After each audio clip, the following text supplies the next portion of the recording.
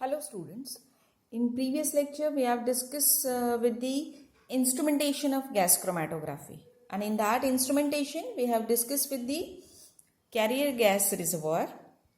Then we have discussed about the pressure regulators, sample injection port, and then we have discussed about the columns.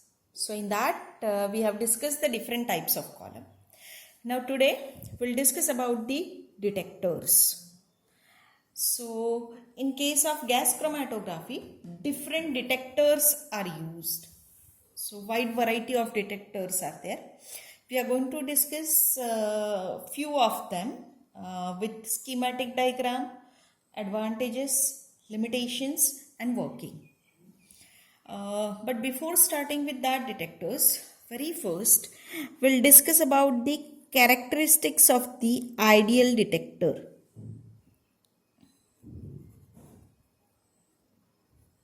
Characteristics of the ideal detector. Very first is that it should have adequate sensitivity. So sensitivity must be in the range of 10 raised to minus 8 to 10 raised to minus 15 grams.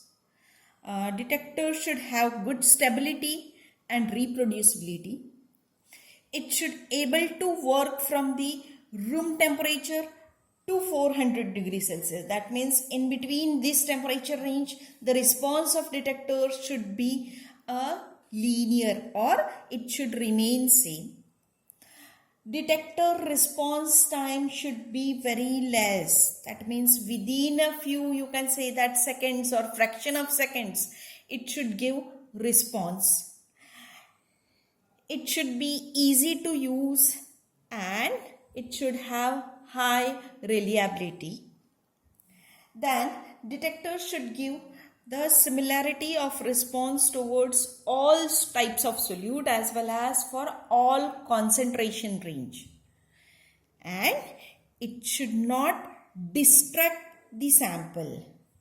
That means the sample, if possible, that we should able to collect the sample in its original state. So these are the characteristics. Now not a single detector is there which will have all, which is able to fulfill all these characteristics. But yes, few detectors are there which are used for the special purposes as well as which fulfills the most of condition for the detectors given.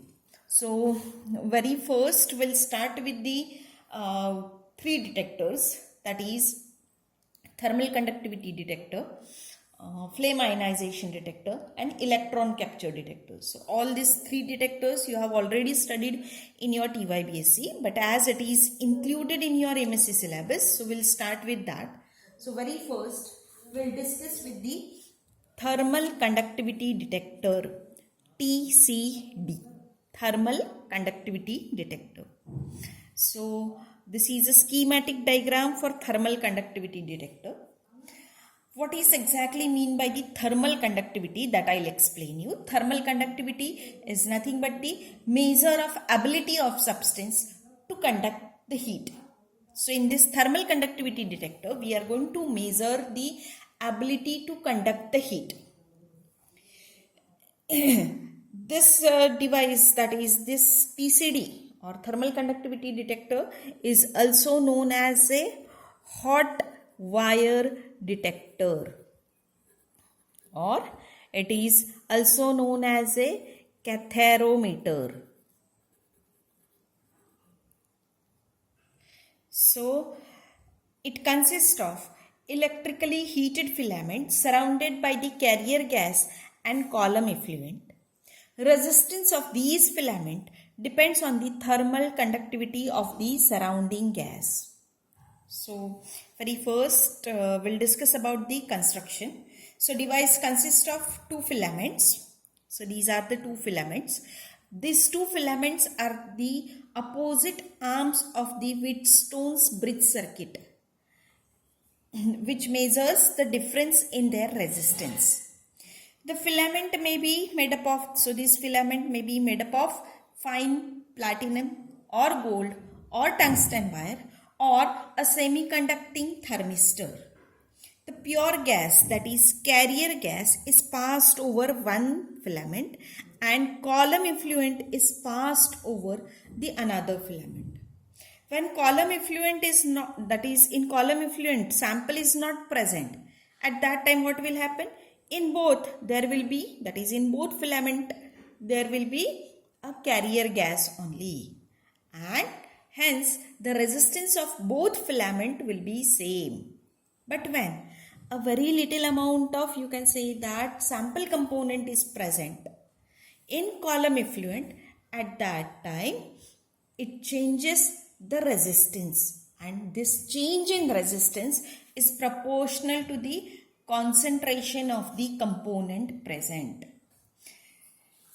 The thermal conduct, now generally whenever you are going to use this thermal conductivity detector, at that time helium or hydrogen is used as a carrier gas. Now why it is preferred as a carrier gas? Because hydrogen or helium have high thermal conductivity, which is roughly 6 to 10 times greater than most of organic compound. So if a organic compound is present in a very small amount, then what will happen? The thermal conductivity will get reduced up to the 6 to 10 times. Okay, roughly about the 6 to 10 times. And hence it gives the change in resistance. So this thermal conductivity detector has a very good sensitivity. Now we'll discuss about the advantages of this. It is a non-destructive detector. Just what will happen through the column effluent, your sample component will enter into this, it will go out. So it's a non-destructive detector, and it gives general response for both organic as well as inorganic species. That is, for both species you can use it.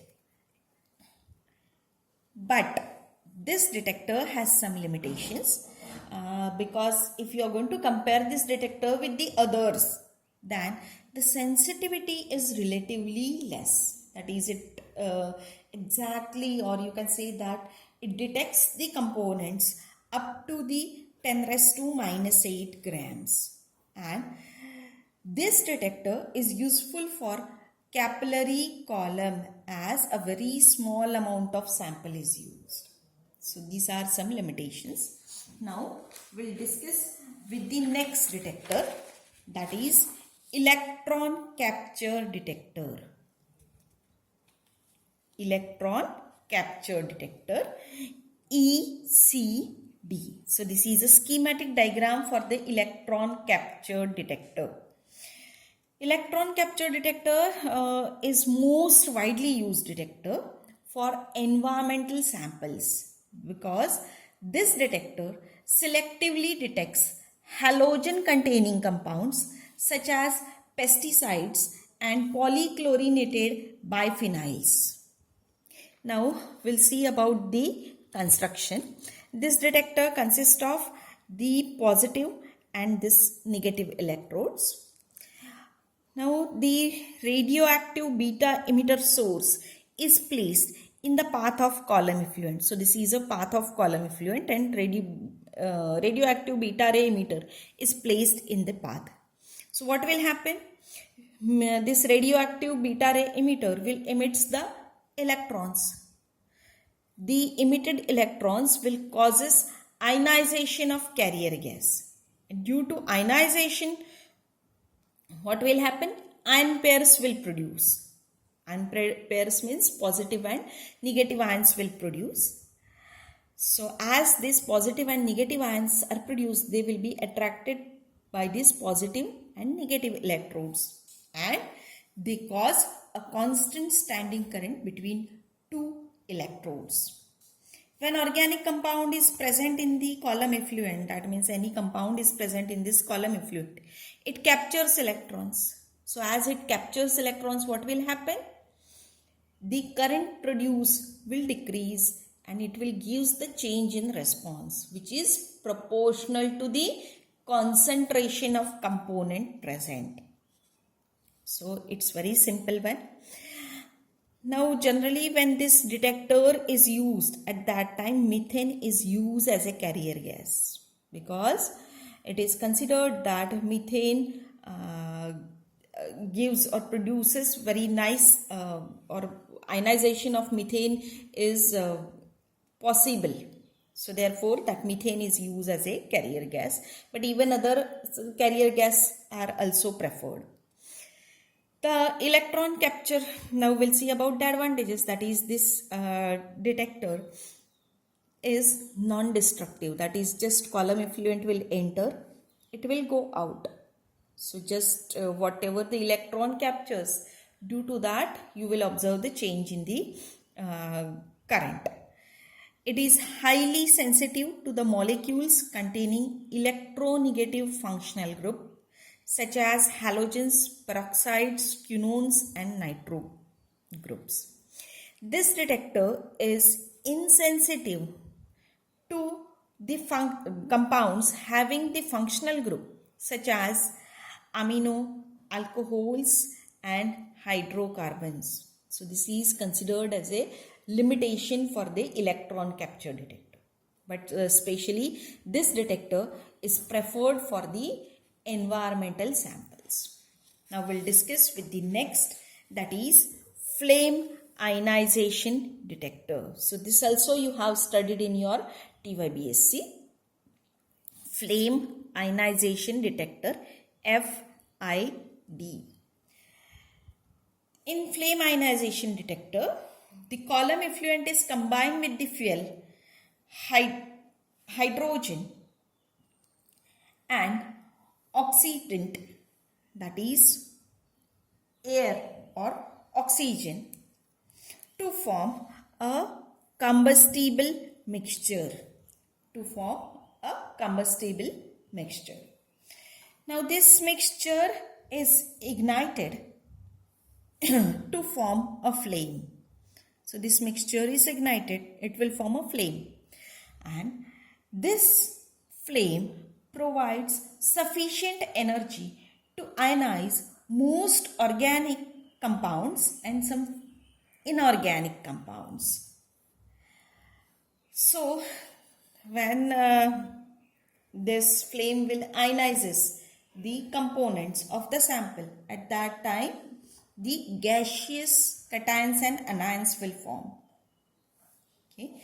So these gaseous cations are attracted by the collector electrode, which is located above the flame, and repelled by this polarizing electrode or repeller electrode, which is placed at the base of the flame. Okay, so it may be a directly metallic cylinder, you can say that metallic burner. So on striking the collector electrode, the positive ions causes the current to flow in the external circuit, which connects your positive and negative electrode.